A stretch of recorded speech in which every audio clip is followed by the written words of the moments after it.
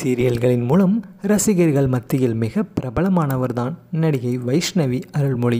Colours Tamil டிவியில் மலர் என்ற சீரியலில் அறிமுகமாகி சிறப்பாக நடித்து ரசிகர்கள் மத்தியில் பிரபலமானார்.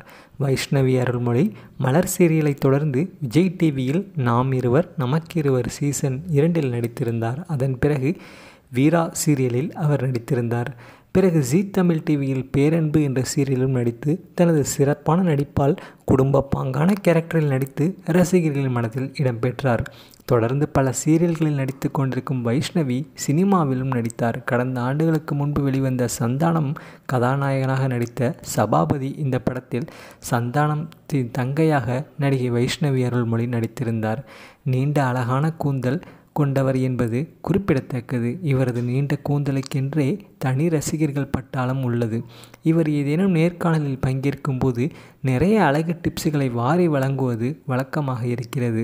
அது மட்டுமின்றி தோல் பராமரிப்பு, உடல் அழகை எப்படி மெயின்டைன் செய்வது குறித்து, பாதுகாப்பது, பளிச்சென அழகாக இருப்பது என்ற குறித்து அவர் டிப்ஸ் வருவதை வாடிக்கையாக வைத்துள்ளார்.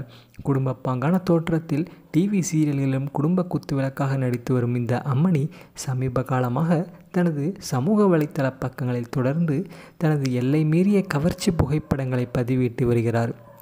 ரசிகர்களை உச்சக்கட்ட உணர்ச்சி வசப்படுத்தியும் வருகிறார். சமீபத்தில் வெளியான ஹாட்டான புகைப்படங்கள் செம வைரலாகியும் வருகின்றன. இடுப்புக்கு கீழே எதுவுமே போடலை என்று ரசிகர்கள் அதிர்ச்சியுடன் பார்க்கும் அளவிற்கு இத்தனை உச்சக்கட்ட கவர்ச்சி தேவையா என்று பலரும் கேள்வி எழுப்பியுள்ளனர்.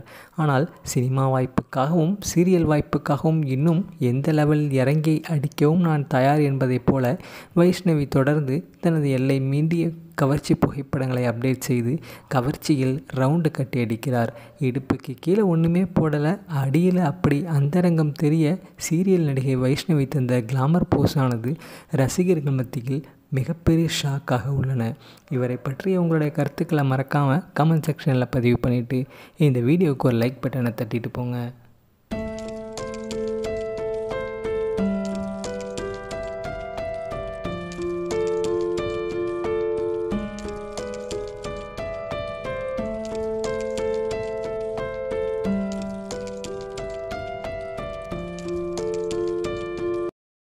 மேலும் வீடியோக்களுக்கு நமது தமிழ் சேனலை சப்ஸ்கிரைப் பண்ணுங்கள். பக்கத்தில் இருக்கிற பெல் பட்டனை ப்ரெஸ் பண்ணுங்கள்.